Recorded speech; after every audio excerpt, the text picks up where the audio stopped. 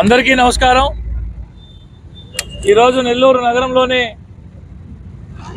నగర నియోజకవర్గ పరిధిలో 40వ డివిజన్ ఏదైతే నేను ప్రాతినిధ్యం వహిస్తున్నానో 40వ డివిజన్ నందలి వెంగన్న కాలువ, నెల్లూరు చెరువు నుంచి పారుదలయ్యే మొట్టమొదటి కాలువ వెంగన్న కాలువ।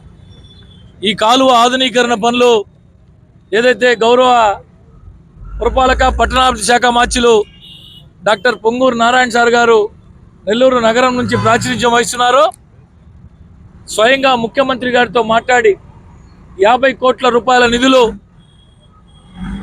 ప్రత్యేకంగా శాంక్షన్ చేయించుకొని బడ్జెట్ అలొకేషన్ చేయించుకొని నెల్లూరు నగరం గుండా ప్రవహించేటువంటి 12 కాలువలు కూడా పూర్తిగా ఆధునీకరణ చేయిస్తున్నారు।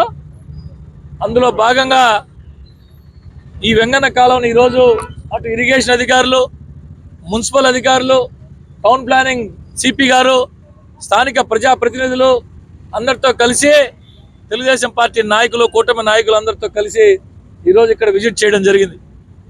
ఈ కాలువ 250 మీటర్లు ఇక్కడ నుంచి రామయ్య బడి వరకు 250 మీటర్లు 2,30,00,000 రూపాయల నిధులతో పనులు ప్రారంభించాం।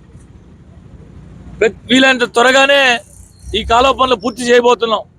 నారాయణ సార్ గారు ఏ పని ప్రారంభించినా దానికి టైం లైన్ పెట్టి ఇన్ టైంలో పూర్తి చేయించే అలవాటు నారాయణ సార్ గారికి ఉంది।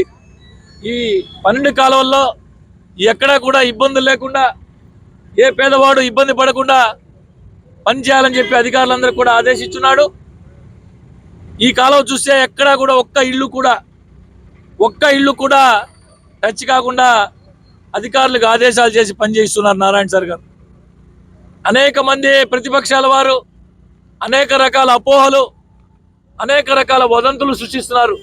కాలువల ఆధునీకరణ పేరుతో పేదవాడి ఇల్లు కొట్టేస్తున్నారు, తీసేస్తున్నారు, రకరకాల వదంతులు సృష్టిస్తున్నారు। అయ్యా ప్రతిపక్ష పార్టీ నాయకులారా, ఈ కాలువల మీద విమర్శించే నాయకులారా, మీకు ఎవరికైనా అనుమానాలు, అపోహలు ఉంటే నేరుగా వచ్చి చూసుకోవచ్చు। ఏదైతే గతంలో వచ్చిన వరదలు, తుఫాన్ల వల్ల నెల్లూరు నగరం మునిగిపోయిందో భవిష్యత్తులో అటువంటి పునరావృతం కాకూడదని చెప్పి నారాయణ సార్ గారు ఒక మంచి ఆలోచనతో తనకి ఓట్లేసి అత్యధిక మెజార్టీతో గెలిపించిన ప్రజలకి తన వంతుగా సేవ చేయాలనే ఆలోచనతో ఒక మంచి కార్యక్రమానికి శ్రీకారం చుట్టాడు। వీలైతే అభినందించండి, లేకపోతే కామ్గా అయినా ఉండండి, అంతే తప్ప అనవసరంగా నీచ రాజకీయాల కోసం అనేక రకాల వదంతులు సృష్టించొద్దని చెప్పి ఈ సందర్భంగా తెలియజేస్తున్నా। ఇకపోతే నిన్నటి రోజున నెల్లూరు నగర వైఎస్ఆర్ కాంగ్రెస్ పార్టీ ఇన్ఛార్జ్ శాసన మండలి సభ్యులు చంద్రశేఖర్ రెడ్డి గారు మా కమిషనర్ గారిని కలిసి అనేక అంశాల మీద ఫిర్యాదు చేశారు। ఆయన ప్రస్తావించింది పత్రికా సమావేశంలో బయటకు వచ్చి ప్రధానంగా ప్రజా దర్బార్ గురించి కూడా ఆయన కామెంట్ చేశాడు।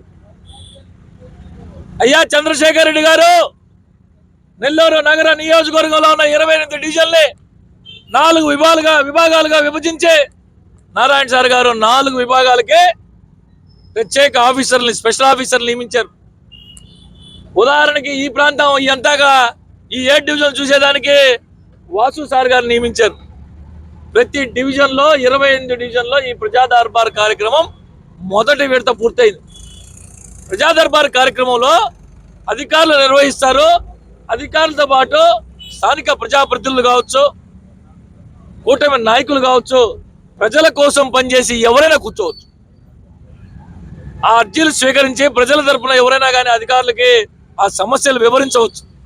మీరు కూడా రండి, మీరు కూడా సమస్యలు అధికారుల దృష్టికి తీసుకురండి, సమస్యలు పరిష్కారం అయించుకోవడానికి పనిచేయండి తప్ప ప్రజా దర్బారు గురించి కూడా విమర్శిస్తున్నారంటే ఇంకా ఏమనాలో మాకైతే అర్థం కావట్లా.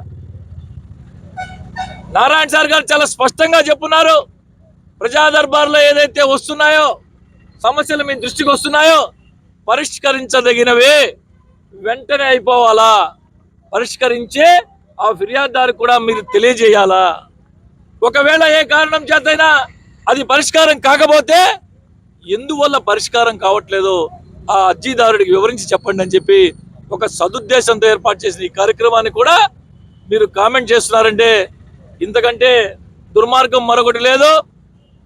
అయ్యా చంద్రశేఖర్ రెడ్డి గారు, నగరంలో జరుగుతున్న అభివృద్ధిని చూసి మీకు కడుపు మంట ఏమో మాకైతే తెలియదు, కానీ నిజంగా మీరు రండి, ఎక్కడికి రమ్మన్నా ఎక్కడెక్కడ అభివృద్ధులు జరుగుతున్నా మీరు వచ్చి చూడండి, పరిశీలించండి. నిజంగా దాంట్లో లోపాలుంటే మా దృష్టికి తెండి, ఇది పొరపాటు జరుగుతుంది, ఇది తప్పు జరుగుతుంది, సరిదిద్దండి అని చెప్పి మాకు మంచి సలహాలు ఇవ్వండి, సూచనలు ఇవ్వండి తప్ప చేసే పనికి చౌకబారు విమర్శలు చేయొద్దని చెప్పి ఈ సందర్భంగా చంద్రశేఖర్ రెడ్డి గారు విజ్ఞప్తి చేస్తున్నాం.